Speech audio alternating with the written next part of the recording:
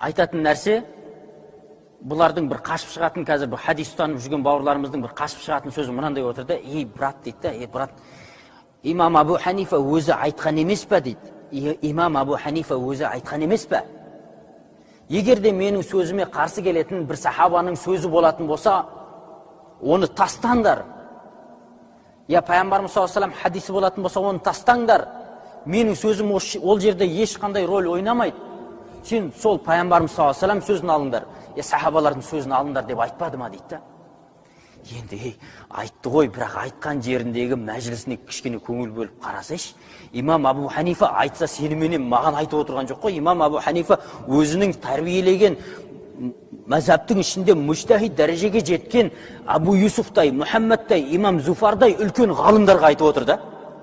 Ей Абу Юсуф, ей Мұхаммад, ей Зуфар, егер сендердің алдарыңа